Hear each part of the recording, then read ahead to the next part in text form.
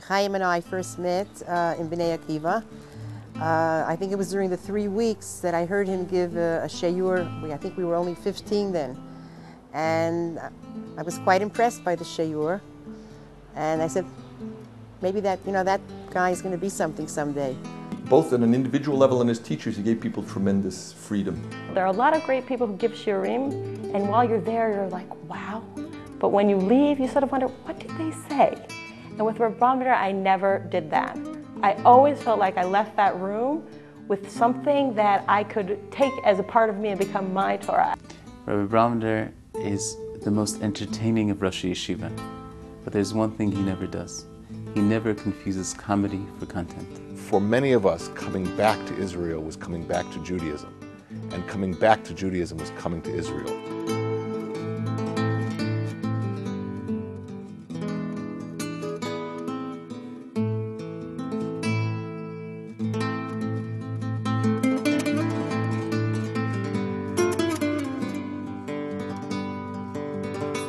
Born in Brooklyn in 1941, Rabbi Chaim Brovender attended the Yeshiva of Flatbush, where he was active in Bnei Akiva. After attending Yeshiva College in Rietz, he married Miriam Kenigsberg, and the newlyweds came on Aliyah in 1965. While working towards a PhD at the Hebrew University, Rabbi Brovender learned in the Itri Kollel. Shortly after the Six-Day War, he was approached to start teaching the university students, backpackers, and curious souls that began streaming through Yerushalayim. He set up an evening program, which quickly evolved into a full-time yeshiva for men, known as the Hartman College. When I finished my BA degree, I wanted to come to Israel to study in a yeshiva. And in those days, there were no yeshivas for people like me who were basically beginners. It was Rabbi Brovender who had the idea, the first idea, to open up a yeshiva for beginners such as myself. He had come to America to publicize the idea. I had heard of it, signed up, and arrived in Yerushalayim in the summer of 1970. And as happens in Israel, the first building of the yeshiva in Rehov Or was not quite ready yet. And so here I was, and here Rabbi Brovender was. The building was not ready, so he decided to begin giving shiur to me in his apartment. I was his first student, and out of that, the whole yeshiva grew. From the first week I was in yeshiva, I thought I would be there forever. Sometimes when I think about it, I'm still very surprised that I only stayed for 15 years. It was really such a welcoming and exciting environment that I think it was very natural for talmidim to want to look up to Rabbi Brovender, the other Rebbeim, and to be like them, literally to be like them, and to teach in the derech of first the Hartman and the Chappelle and the Hamiftar, but the Brovender's derech as a kind of attention to reading very carefully and very intelligently and very critically, and combined with this search for larger meaning and deeper meaning and personal meaning. In 1972, the yeshiva had about 28 or 30 guys. It was heterogeneous. I don't really know how everybody fit in. It seems to me, looking back, they were all characters, and maybe they all fit in because everybody was a character. I was fascinated by the type of students that were coming to study. In fact, the first interview was in our home. And I'll never forget, the first student that came asked me, how are the students that are here? And I said, HaKadosh Baruch Hu, forgive me, but I have to lie here. I said, they're great, they're wonderful guys, they're really terrific, you're going to enjoy the yeshiva very much. And then my husband walked out, and he was wearing clogs. And he said, now I'm really sold. A rabbi who wears clogs, this is for me. In the early days of the yeshiva, in Rehov Or, when it was Hartmans and the Chappelles, the interaction of Rabbi Brovender and Rabbi Miller was really exceptional. Sparks would often fly, often during davening, Chazar Hashatz, Kabbalah Shabbos. They'd be arguing, discussing. That interaction, that sense that this is personally very meaningful to us. And we're going to keep talking about it, and we're going to argue about it. And really the personification of that in Rabbi Miller and Rabbi Brovender as really two really we saw them as giants, really giants of thought, really people who were just searching for meaning, searching for the truth all the time, with the Torah as sort of, those are our parameters, that's our starting point, and yet it could go almost anywhere. There was that time a quest among many young Jews to return to their sources. And Rabbi Brovender was going from campus to campus, speaking to people about his yeshiva's unique ability to train young, curious minds to basically read a daf of Gemara. And rather than just be connected to your Judaism through ceremony and feel somehow disquieted inside that you had no basic knowledge, Rabbi Brovender offered the keys to the kingdom. I remember the yeshiva working more than anything else by example. The example of Rabbi Brovender, first of all, and the example of the other Rebbeim. He set the tone not only by himself being the Rosh Yeshiva and being such an important presence, but also, and by the way, not teaching the highest shiur. Remember, he taught the Gimel level. I think it's unusual for a Rosh Yeshiva to teach a middle-level shiur and to be b'toch ha'am and not at the top of the pyramid. It says something about Rabbi Brovender. I don't think he needed it.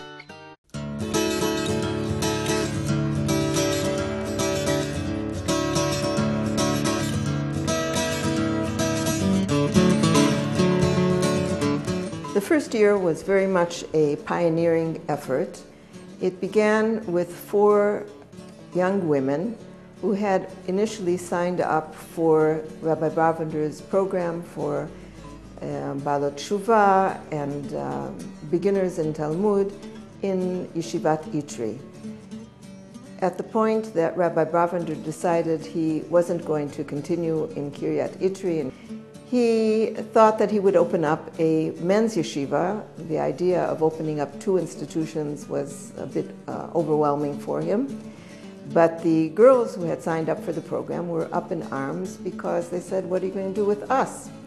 So he said, "Okay, if you wish, you'll hire yourself some sort of apartment and I'll find you a few teachers."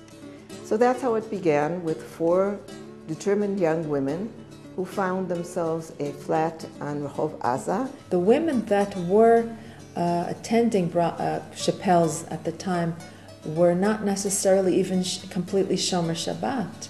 All this was part of the learning experience, and Rabbi Brovender used to put us up with different families, friends, personal friends of him. It wasn't just learning Torah, but it was seeing people living Torah, which a lot of the people that were at Brovender's hadn't necessarily experienced before. In 1984, 1985, 1986, none of the post-high school programs had a Beit Midrash for women. It just didn't exist. This was a revolution on the scene. I actually got to Brovender's, I think, by accident. When I was in high school, I had a wonderful, charismatic teacher, and one day she was presenting something out of the Gemara to us, and she sort of giggled before she presented it and said that she had prepared it the night before with her husband because she really didn't know how to read it. And it was really an epiphany for me, an 11th grader, realizing that she's a charismatic teacher who loves Torah and can't learn the texts on her own. And I realized that I very much wanted to find a place where I would be trained to be independent and to have the skills to be able to approach the texts on my own. I think the Jewish people have been made better by the fact that half of the population can take Torah learning to its highest level. Rabbi Brovender's accomplishment for women Torah studies, as I see it, is that he normalized it, that it was transformed from being something that really was, on the fringe or radical or only for some people, to being something that is so self-understood and so obvious that today nobody even questions the fact that women will learn Torah on a very sophisticated level. The establishment of Brovender's was the trigger that developed the whole movement of midrashot for women and established the legitimacy of unlimited freedom in their ability to learn Torah Sheba'al Peh. Over the past 40 years, Rabbi Brovender has gathered a remarkable core of teachers and colleagues, some of whom have been with him for decades. Others have gone on to teach elsewhere. Altogether, he's been responsible in helping countless educators launch their careers and other yeshivot, schools, and initiatives for Torah education. I think one of the tremendous nekudot zchut of the yeshiva is that so many talmidim, many of whom did come in really at the beginner level, very quickly went on to become the wonderful, successful, and very impactful teachers. One of the really special things about the yeshiva, and I attribute this directly to Rabbi Brovender, is that he really did encourage people and give them the vision and the sort of the dream that they could make a difference, and they could be mechanchim, they could be teachers. And so many people were inspired by the yeshiva, by the wonderful experience they had. I suppose it was natural they wanted to share that with other people, and they went into chinuch. I think Rabbi Brovender inspired me. I give a parsha shir once a week in the yeshiva in Yerushalayim, and I do it late at night. And I wouldn't do that. I don't think I would have the energy to do that after a day's work. I really feel that Rabbi Brovender, his energy perpetually motivates me to prepare and take it very seriously and give that shir. I came to the yeshiva for 2 weeks, and I never expected to stay longer. There's no doubt in the world that it was Rabbi Brovender, through his humor, through the attention, through the love, through the concern, and through the care, that motivated me to understand that 2 weeks in the yeshiva is not enough. But watching Rabbi Brovender, learning from him, I also understood that the yeshiva is a place which is focused and centralized. But our responsibility was to really go out beyond the yeshiva, to take the same passion that Rabbi Brovender has for learning, to take the attention and the care that comes from the Brovender home, not only from Rabbi Brovender himself, and to try to show that, to try to teach that, to try to kind of motivate others to take the same approach in learning and teaching that we learned while we were in Yeshiva Timiftar. Another feature of the institution was a lack of hierarchy. Rabbi Brovender very much allowed for freedom of expression. He very much welcomed feedback on the part of the staff. There was very much a feeling of working together in a common cause without any sense of competition amongst the staff. And truly the interests of the students were of prime concern. Since I was first contacted about this interview, and I realized that in my classroom I've quoted Rabbi Brovender 3 or 4 times, which I think means I do that all the time, and I just don't even realize how much he comes out in the classroom. Probably he comes out in the way I teach a text, but when I evoke his name, when I quote him, it's more his insights into life.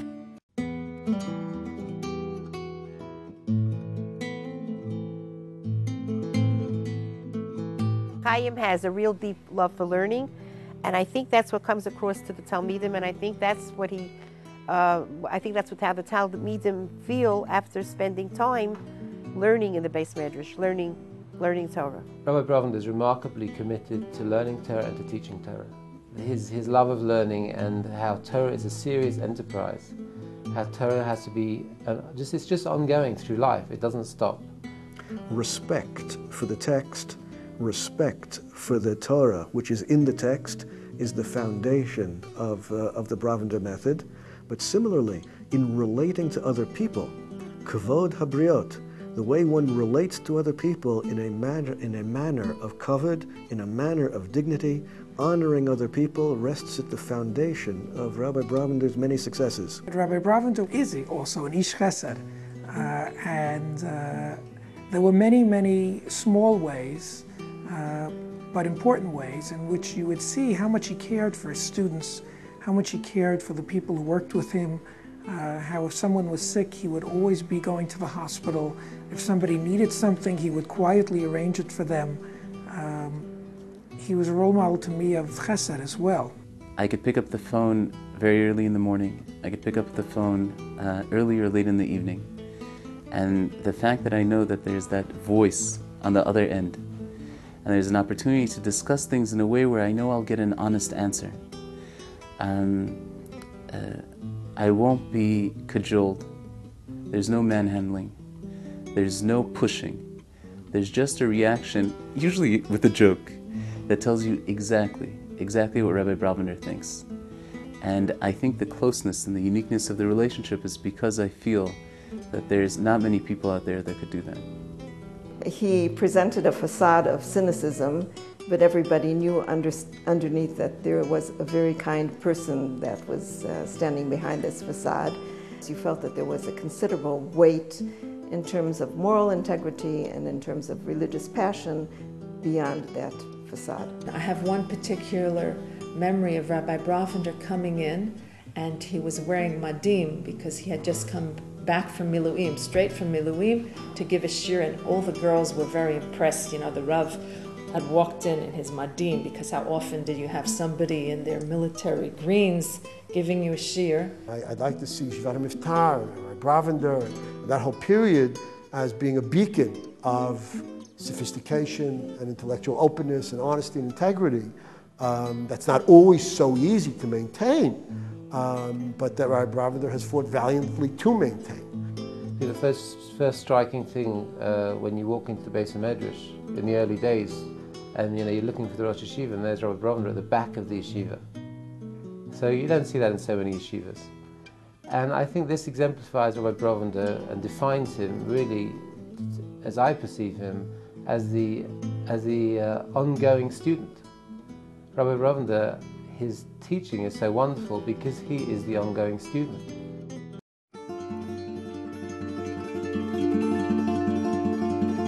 On the night of October 5th, 2000, Erev Shabbat Shuvah, the very outset of the Second Intifada, Rabbi Brovender was pulled from his car and savagely beaten at the hands of Palestinian henchmen.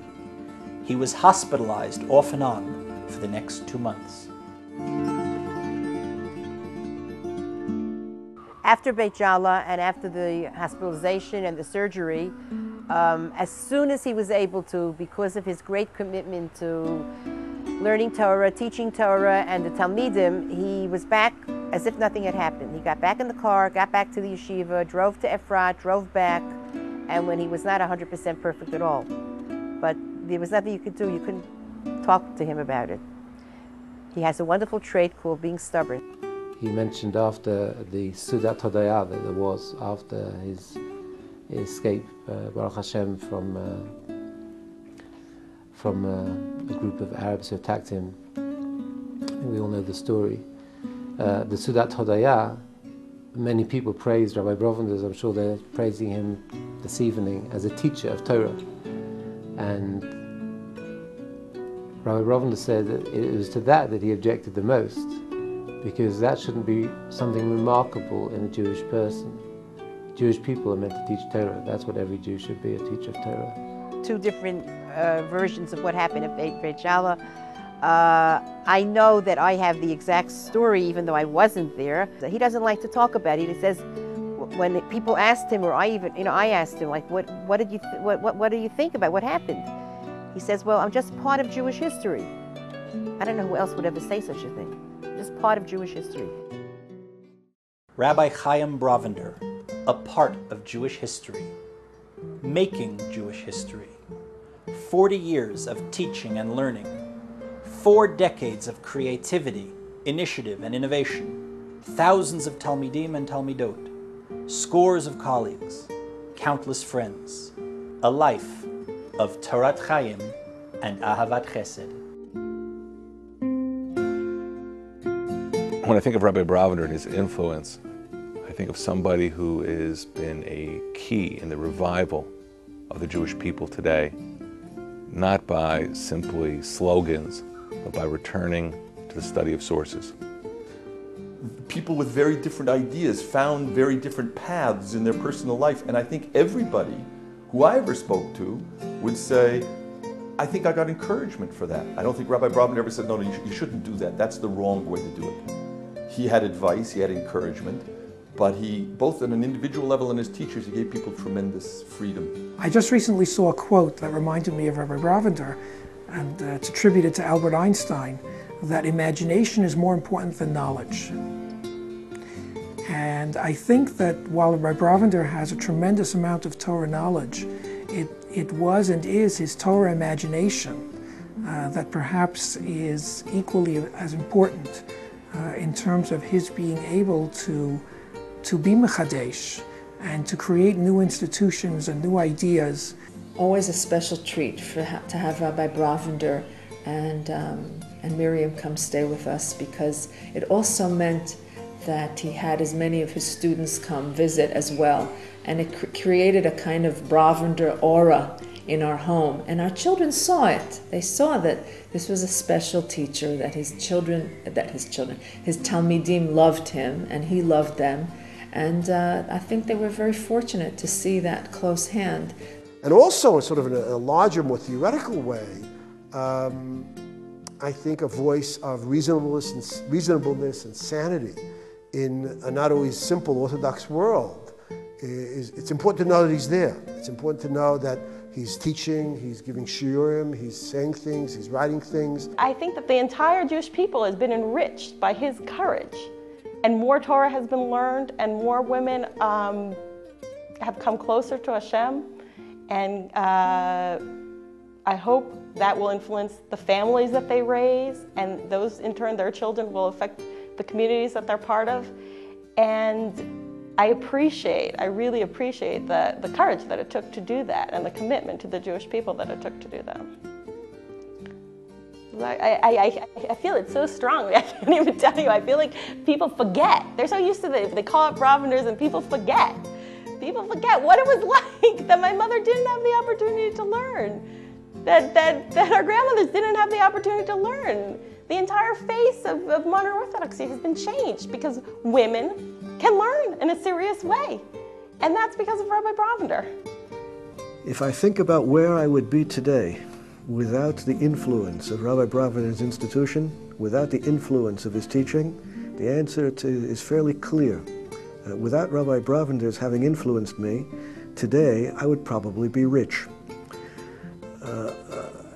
On the other hand, as a result of the path that he set me upon, I am rich in Torah.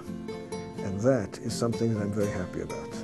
We would like to all tell you what a wonderful journey it has been so far for the past 40 years, being together with you and being zocher to help you reach your goals and doing what you love to do, teaching Torah and loving the students that you teach. And it's really been a very, very special journey with you.